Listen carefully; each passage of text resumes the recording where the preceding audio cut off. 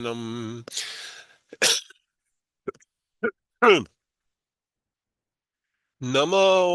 Vishnu Padaya Krishna Prishtaya Bhutale Srimate Bhakti Vedanta Swami Niti Namine Namaste Saraswati Devi Gauravani Pracharine Nirvishesha Shunyavadi Paschatya Deshatarine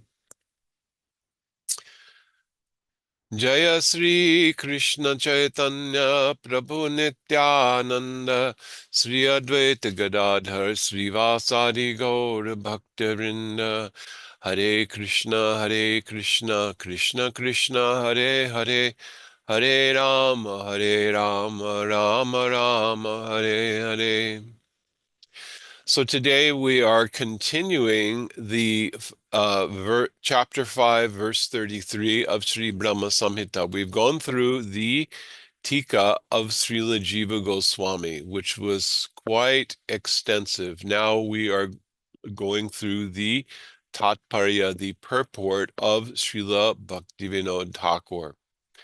Just to review, this is the translation of the verse. Advaitam achyutam anadim anantarupam adyam purana purusham navayovanam cha vedeshu durlabham adurlabhamatma bhaktao govindamadi purusham tamaham bhajami. Although he is non-dual, infallible, beginningless, possessed of unlimited forms, and the oldest of all, nevertheless, he is a beautiful person with everlasting, fresh youthfulness. Although he is incomprehensible through study of the Vedas, he is easily attained by spontaneous devotion of the soul. Shuddha Prem. I worship that original personality, Sri Govinda. So we have gone through this Tika translation of Srila Jiva Goswami, and today we are beginning the purport of Srila Bhaktivinoda Thakur. This will only just take today. The word Advaita denotes the non-dual, undivided principle. He remains undivided, although the radiance of his limbs comprises the endless Brahmajyoti, and the Supreme Lord, in the form of Paramatma, in countless millions of expansions, is his partial manifestation. So the concept of Advaita or Advaya is actually very important. We hear this a lot, non-dual, undivided. Why is it so important? So in the Shruti, there are two types of statements. Ekam evadvitiyam Brahma. Brahman is one without a second, meaning everything is Brahman, basically. But there are also statements like Nityo Nityanam Chaitanash Chaitananam, which say that there is one eternal and there are also many eternals. And there is one consciousness, and there are also many consciousnesses. How do we reconcile this? That is another thing. That is the basis of Achintya Bheda Bheda Tattva, which is really another topic to discuss. It is relevant to this verse, Advaitam Achyutam Anadim Anantarupam. Why? Because Vedanta says Shakti Shakti Mator Abheda. There is no difference between Shakti and Shaktiman. So we, the jivas, the individual atmas, are part of Shakti, and Shakti is not different from the possessor of Shakti. But we are in a particular category, the Jiva Tattva, where our existence is tiny, it is fragmented, and we can become overwhelmed by Maya. The internal potency is superior. It can never be overwhelmed by Maya. The Jiva is also superior, but the Jiva is, because the Jiva is tiny, we can be overwhelmed by Maya. This is one reason why the concept that the jiva who is in a liberated state can fall from Vaikuntha other than when it is an arrangement of Yogamaya, like the cursing of Jaya and Vijay. This was part of Leela, so there was a reason for Bhagavan to go to this material world. He needed his two associates, his gatekeepers of his innermost chamber, to go to this material world because there were no big demons qualified enough and big demon enough that he would be able to have a good fight with them. So they did this to please their Prabhu. They had a desire to serve their Prabhu Narayan, and Yogamaya fulfilled that by creating this setup, this circumstance where they got a curse from the four Kumaras. How do we know this? Because Maharaj Yudhishthir asks this in the Srimad Bhagavatam. He asks Narada Muni, how is it possible that associates of Bhagavan can fall? So some people nowadays, they have the idea that, and which is completely against the books of Guru Maharaj Srila A.C. Bhaktivedanta Swami Prabhupada, because he has clearly said, unless it is the will of the Lord, no one falls from Vaikuntha.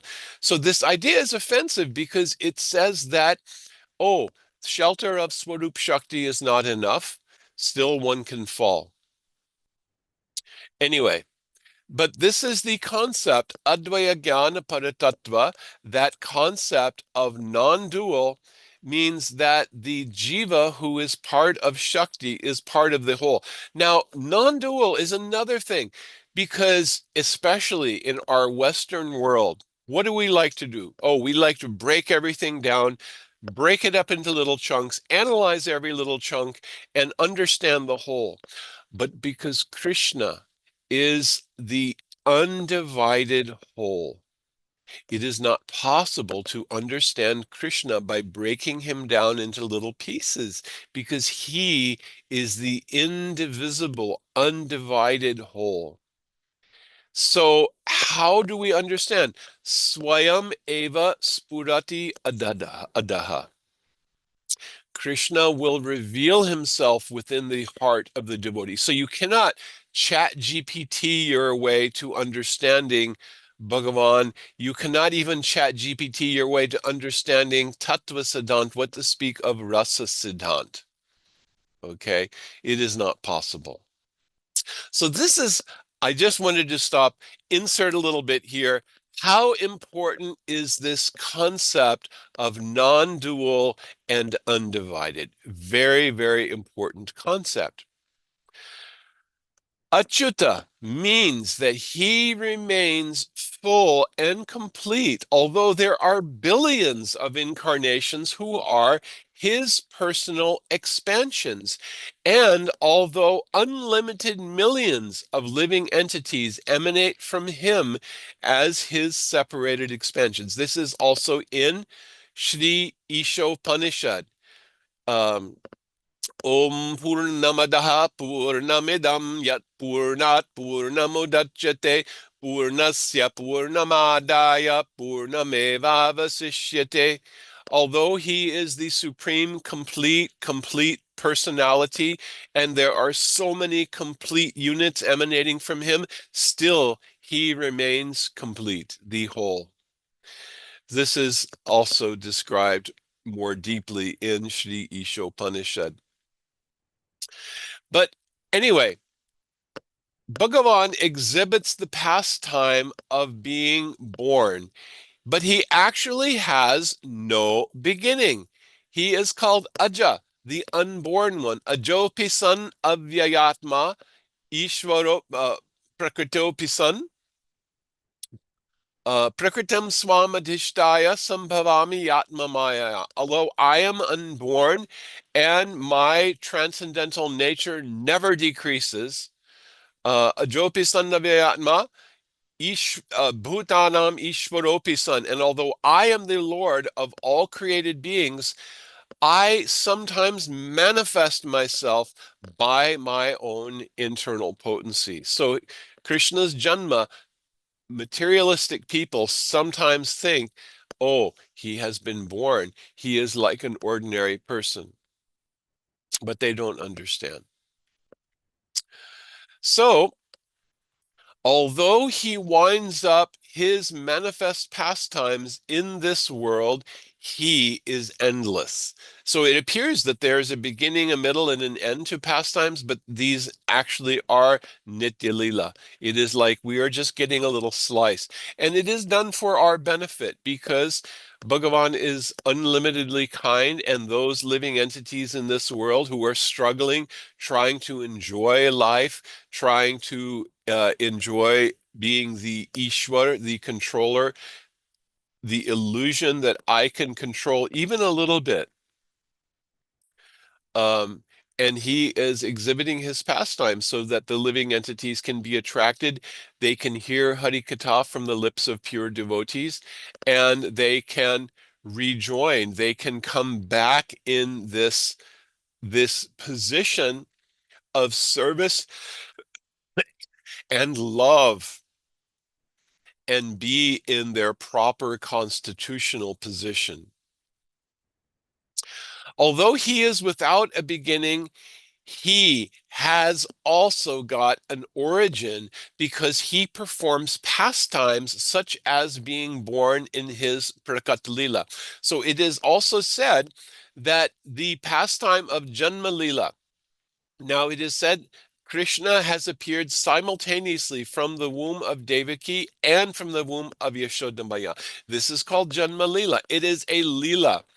Yashodamaya has given birth to Krishna, actually to twins, Krishna and Yogamaya. And then when Vasudev came carrying Krishna, who had come, who was Vasudev Krishna, who was in the Vishnu Tattva category, and he put down that Krishna merged with Yashodanandan. Krishna entered within him, and it was that Krishna within Krishna, the Vasudev Krishna, the Narayan avatar, who did the slaying of the demons. This has been described by our acharyas, by Srila Vishwanath Chakravarti Thakur. My Gurudev has described this elaborately. And my Guru Maharaj, Srila A.C. Bhaktivedanta Swami Prabhupada, has also described this in his purports in the 10th canto of Srimad Bhagavatam. So, this pastime only takes place in Prakata Lila. There is no Janma Lila. There is the concept of Janma Lila in Goloka Vrindavan. Yashoda Maya has so much affection for Krishna. Krishna is always Nitya Kishore. He is always in the status of being an ever fresh youth, like a teenager. Very beautiful. But Yashoda Maya has affection for him as if he is her baby.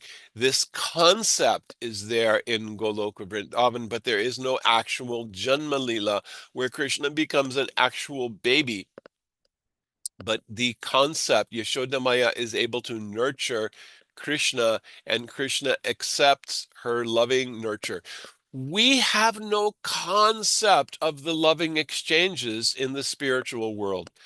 Somebody was saying, oh, I don't want to hear about the concept of Radha Dasyam, being the maidservant of Srimati Radhika, because I don't want to hear about the love life of teenagers. Oh my God, this is such an offensive concept because we have no idea of the loving affairs of the spiritual world. Only if we enter deeply into bhajan and we hear from the mouths of pure devotees, then gradually, when we come gradually in the stage of asakti, we go through the stages of nishta, ruchi, asakti, and finally rati, when rati comes in the heart. And even before rati, in the stage of asakti, we get some glimmering of how deep these loving exchanges are. But it is actually foreign to us. We have the idea of love and affection, but our concept of love and affection is tainted with our own selfishness, with our lust, with our very dirty mentality of identifying with the body. We are identifying with matter, and as long as we're identifying with matter, we are not actually able to understand. Only conceptually we can understand. It is pure love. Prem, the calm of the gopis, is nothing like any worldly lust. Lust is very selfish. It is very dirty. It is very polluting. It is something that makes everyone the slave in this world. Everyone is dancing to the tune of lust. But that desire, which is called calm in the spiritual world, is as different from the lust of this world as gold is different from iron. They're both metals, but gold is very pure. It has a very shiny quality. It never tarnishes. Iron is very common. It rusts, it deteriorates. And really, even beyond this distinction, it is such a big gulf of difference. We are to embrace the concept of seva and seva vritti, how to increase our service mood. This, and hearing from sadhus, sadhu sangha nama kirtana bhagavata shravana maturavasa shrimurtir shraddhaya sevan. These are 5 things principally given by Sri Chaitanya Mahaprabhu. We have to do Harinam. Understand Nama Chintamani Krishna Chaitanya Rasa Vigraha Purna Shuddha Nitya Mukto Vinatvan Nama Namino. There is no difference between Krishna and the name Krishna. And the name Krishna contains all rasa. It is the embodiment of the cognizant form of rasa. So in our beginning stage, we should not be trying to meditate on, oh, I am a gopi, I am a manjari. No, we want to, oh, let me have service in the divine abode, and let me try to realize the rus that is in Harinam. So we will chant Hare Krishna, Krishna Krishna, Hare Hare, Hare Ram, Ram Ram, Hare Hare. And we are praying to Harinam, let me become free from my offenses, from my namaparad. Let me have taste. Let me have ruchi. Let me have asakti. And then when will rati come? Sumangala rati. When will that extremely auspicious rati come in my heart? So these are all things that I wanted to say. So, although he is the primordial personality, he is also the embodiment of fresh youthfulness. The purport is that although all kinds of contradictory qualities coexist within him, all compatible qualities as well as mutually incompatible qualities are reconciled by his inconceivable potency. This is the nature of transcendence and its distinction from mundane material characteristics. So in these few sentences, there is so much to unpack. This is really amazing. How is it that Krishna can always be the Navayovana, ever fresh youth? But he is also Purana Purusha, Adyam. He is the origin. He is the ancient, most ancient personality, and he is an ever fresh youth. This appears to be a contradiction, but that contradiction is only reconciled by inconceivable potency. Why is it called Achintya Shakti? Now, there are critics of Siddhanta who are like the barking of dogs. Dogs will bark, oh, look, there's a caravan of elephants going by, wong, bong, bong, bong, bong, because they are dogs. They have nothing better to do. And so there are scholars who try to pick apart Gaudiya Vaishnava Siddhanta. But Gaudiya Vaishnava Siddhanta is so sublime. There is Rasa Siddhant and Tattva Siddhant. Tattva Siddhant means understanding the conclusions of all of the truths, understanding Atma Tattva, Shakti Tattva, Guru Tattva, Bhagavat Tattva, Bhagavat Tattva, Vaishnava Tattva. All of these tattvas, these all are part of Tattva Siddhant.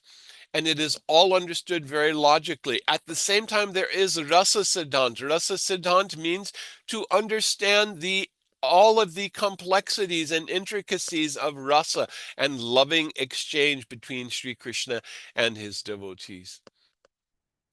And it is in between these two boundaries of Rasa Siddhant and Tattva Siddhant that the current of bhakti will flow, where we are rendering loving service and we are praying to be always engaged in loving service in the eternal abode. So these apparent contradictions, they are hard to reconcile, but they will manifest by kripa. We always must beg for kripa. Bhaktya vihina aparada lakshay kshiptascha kamadhitaranga madhye Kripamayi tvam sharanam prapanna vrinde numaste charanarvindam.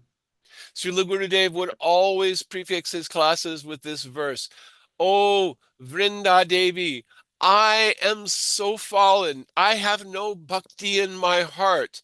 I have fallen in this pit, in this cesspool of lust, anger, greed, and all inauspicious things. But you are so merciful. I surrender to you. I beg that you should help me. Please pick me up and give me some service in the divine realm.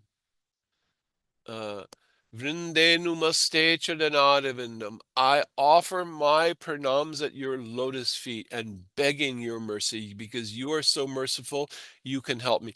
My situation is hopeless. I am wallowing in this ocean of birth and death, but you are so merciful that you can help me. This is what we mean when we say Achintya Shakti, inconceivable potency. And the nature of transcendence is such that we will only understand Sevon Mukhe Hiji Vadao Swayamevis Purati Yadaha by the service approach. How does it begin? Jihwa Dao, beginning with the tongue.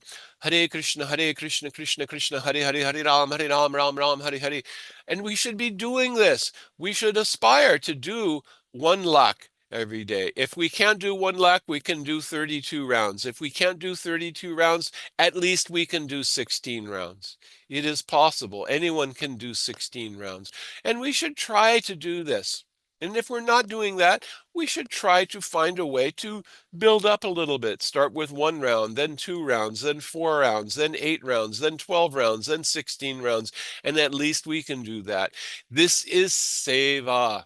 Seva to the divine couple. The divine couple are residing within this Maha Mantra. Hare Krishna. Hare Krishna is not different from Sri Radha Krishna, Radha Krishna combined. And Mahaprabhu is also there as the combined form of Rasaraj, Sri Krishna, the taster of Ras, and Mahabhav Swarupani, Shri Radha. And by doing this service gradually, Swayam Eva Spurati Adaha, Krishna will reveal his complete truth within the heart of the devotee. There is no learning it from ChatGPT. Sorry, not going to help. Sri Krishna's utterly enchanting, threefold bending personal form as Shyamasundar is eternally in the bud of youth. It is beyond the confines of time and space and the mundane defects of the illusory energy. So, we are like the frog in the well. The story of the frog in the well. It is called in Hindi, we say Kup Manduk, the well froggy. basically. What's the paradigm of the well froggy? Someone comes to the well frog, the frog in the well, and says, "Oh, I have seen the ocean." And the frog says, "Oh, is it twice as big as my well?" Oh, the person said, "No, no, no, no, so much more. You cannot." He says, "Four times as big, 10 times as big," and he swells, puffs his chest out until he dies, bursts and dies, because he's really trying very hard to understand how big the ocean is, but he has no idea. It is so much bigger than his little well. We are like the frog in the well. We want to think using our mundane intelligence. We think, I can break down the concept of Bhagavan. You can't, because he is an indivisible subject. Advaitam, Achyutam, Anadim, Ananta Rupam. This is what is being said in this verse. So, beyond the confines of time and space and the mundane defects of the illusory energy, he exists splendidly in the transcendental spiritual abode where time is in the pure present, devoid of past and future. So, this is also stated in the third canto of Srimad Bhagavatam, that nacha kala vikrama, the passage of time as we know it in this world, does not exist. There is only the present. This is another thing that is very, very hard for us to understand, but it can only be revealed to us as we engage in bhajan. In the material world, there is a distinction between substances and their qualities. This distinction allows material substances to sometimes take on various qualities and to sometimes become bereft of particular qualities. But this distinction is absent from the transcendental realm. So, this is another very important statement. A thing can take on qualities and it might lose those qualities. But in the spiritual world, again, uh, the qualities are not different from the substance. So the qualities of the inner universe are all simultaneously present, reconciled, harmonious, and purposeful in the transcendental world, although they seem to be mutually contradictory in the estimation of intelligence that is covered by the experience of Maya's time, place, and person. How can the living entity, under the influence of the illusory energy, realize the spiritual existence when he has no comparable experience? So, how is it possible that Krishna playing his flute melts rock, and rock becomes soft, and water becomes hard, and rivers reverse their flow of direction? All of these things, which are apparently contradictory, because they are all possible in the spiritual realm. So, we really do not have concept, and we are vibrating the Maha Mantra, or trying to vibrate, which is a spiritual sound vibration. And we think, oh, this is just a sound vibration. It is just this thing, a sound that can be heard. I can capture it in a recording and play it back, and I'll get the same benefit. No, you have to be able to utter Shuddha Nam. It must come from the heart, and it will only happen by the mercy of Nam, and you will only get the mercy of Nam by practicing Harinam. Hare Krishna, Krishna Krishna, Hare Hare, Hare Rama, Rama Rama, Hare Hare. We won't be able to understand by our comparison with mundane experience. The conditioned soul's knowledge is always, yeah, almost done here, is always polluted by the defects of material, time, and space. And therefore, he is helpless in the matter of renouncing his mundane conception. So try to understand this. Srila Bhaktivinoda Thakur is giving us sentences that are, and this has been translated directly from the Hindi translation of Srila Gurudev. um, and this was also originally, there was the Gaudiya Mutt. It was the translation of the uh, mostly the purports of Srila Bhaktivinoda Thakur. And this is where that very high language, the materialistic demeanor cannot possibly stretch to the transcendental autocrat, came from that. Because he is giving like sutras in the statement, very concise and very deep. Our knowledge, our process and ability to understand and comprehend is always polluted by the defects of material time and space. And so we are unable to get out of our little frog in the well view of things. We have to get mercy. We have to get help for this. If the conditioned soul is incapable of understanding the spiritual substance by the faculty of knowledge, then by which faculty can one realize the specific nature of the aforementioned pure spiritual substance? So there's another step in the logic here. If we can't even understand the spiritual substance via knowledge, how can we realize the nature of pure spiritual substance? And in answer to this question, Brahmaji has said, transcendental affairs are incomprehensible even for the Vedas. For the Vedas are based on sound, which is material. Thus, they cannot give us direct experience of the supramundane Goloka. Only when the Vedas are infused with the transcendental knowledge potency, Samvit Shakti, can they say something about transcendental affairs. So this is also a very deep statement. Brahmaji is saying that transcendental affairs are even beyond Vedeshu Durlabham. Even in the Vedas, you cannot find this understanding of the spiritual realm. Only when adurlabham atma bhakto, only when there is pure bhakti, where samvit shakti has entered the heart, then there is an understanding. Now, when has samvit shakti entered the heart? Adau shraddha tatat sadhu sango atabadina kriya tato narta nivritti sat tato nishta ruchistada tatasaktis tato bhava tatat premabhyudanchati sadhakanam ayam premna pradurbhave bhavit kramaha.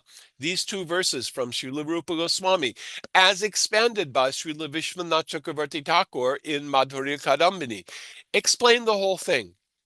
There must be some shraddha in the beginning. By association with pure devotees, there will be some transcendental faith, something special that touches the heart, right? And then one engages in bhajana kriya, one receives diksha, one gets initiation, both harinam and diksha, and then one begins to engage in bhajan, gradually giving up all of the anartas that are impediments to doing bhajan. And then one comes to the stage of nishta, being fixed, and ruchi, where there begins to be some taste for harinam, and then asakti, where there is actual attachment, and it is in the stage of asakti, the first glimmers of rati or bhav will come.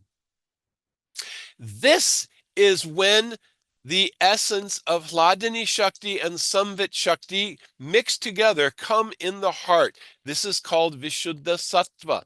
And when Vishuddha Sattva touches the heart, this is the beginning of the stage of Rati. Shuddha Sattva Visheshatma. And when this Rati touches the heart, there are Ashta Sattvic Vikar. When this Vishuddha Sattva, this pure substance from the spiritual world, has touched the heart of the sadhak, then there are 8 types of transformation. It touches the earth element in the body, and there's trembling in the body. It touches the fire element, and there's faltering of the voice. It touches the water element, and there's torrents of tears. It touches the air element, and there's standing of the hairs on end. It touches the space element, and there is fainting, and so on and so forth. This is called Ashtasattvic Vikar. And it is in this stage, it is said that bhakti actually begins. This is where our sadhana actually begins. So we are praying, Sumangala Rati. When will this Sumangala Rati come? We are doing sadhana, but we are doing sadhana so that we will get the kripa, so that real sadhana will begin when this Vishuddha Sattva will enter the heart by the grace of Guru and Krishna. So this is not something to discourage us. This is something to look forward to. When will that come? Because when the devotee's heart is touched by Vishuddha Sattva, that devotee has now become spiritualized. That is the devotee that we will say, oh, this person, Thakur, that person is now the worshipable devotee. They are the Mahabhagavat. Sometimes Mahabhagavat will be the Premi Bhakta who has already got Prem in their heart. But Bhava is the Ankura of Prem. When you come in contact with that devotee whose heart has been touched by Vishuddha Sattva, that is a devotee who never will fall down. Someone may say, oh, Bharat Maharaj fell by attachment to a deer. That was only arranged by Yogamaya to show us that in any stage of sadhana, we must be careful. In the stage of rati, jata rati sadhana, that is when we will realize Swarup Siddhi, when we will have realization of my eternal spiritual form. So don't try to jump up and imagine it before then. We should pray to Harinam, pray to Vrinda Devi, pray to Gurudev, pray to all of the associates of Radha and Krishna and associates of Mahaprabhu, that when will that day come when Rati will awaken within my heart? Because that will actually be the beginning of the spiritual understanding. Vedeshu durlabham adurlabham atma bhaktao.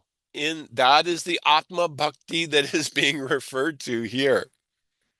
However, when that knowledge potency combined with the essence of the transcendental pleasure potency, Hladini Shakti, is manifest in the living entities in the form of bhakti, then realization of the essential reality of Goloka becomes possible. So this, again, Srila Bhaktivinoda Thakur is describing this Samvit Shakti and Hladini Shakti combined, manifesting in the heart of the living entity in the form of bhakti. So he is saying this bhakti is that bhakti which is bhav bhakti.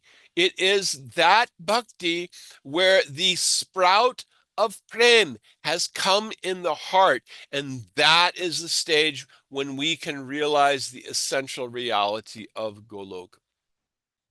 The bliss function of bhakti is endless and unlimited, and is by nature full of pure transcendental knowledge. When knowledge attains oneness with the function of bhakti, that is to say, when it does not express an identity separate from bhakti, at that time it bestows perception of the essential reality of Goloka. So knowledge attaining oneness with the function of bhakti. We think of knowledge as, oh, it is a thing I can study, and if I learn enough, I'll be able to describe so many things about bhakti. You can't do bhakti by scholarship. You can't improve your bhakti by getting a degree from Harvard or Oxford or any other university or any mundane teacher. You can only get bhakti by mercy and by surrender and by doing sadhana bhakti under the guidance of the pure devotee, the guru who is free of mundane conceptions, and who can give us a sense of our sambandh, our eternal relationship with Krishna. And then knowledge now merges with bhakti because it is now the knowledge of my relationship. It is sambandha gyan. And then this is true knowledge. It is knowledge of bhakti, knowledge of my relationship, knowledge of my service. And this is happening in the stage of rati. So, Jaguka Hridaye Mora Sumangala Rati. When will in my heart this will be awakened? We are praying at Mangalarti every day. When will this supremely auspicious Rati awaken within my heart? At that time, I will be able to understand the essence of Goloka Vrindavan. So that is the end of discussing this verse 33 of Sri Brahma Samhita. I hope that all makes sense. It is so much depth and there is so much concentrated tattva, and also it is also mixed with rasa in here. Advaitam Achyutam Anadim Anantarupam Adyam Purana Purusham Navayovanam Cha. If you have any question, you can unmute and ask or put it in the chat. Otherwise, we'll end here and continue next week with verse 34. Hare Krishna, Nitai Gaur Premanande, Hari Hari Bo.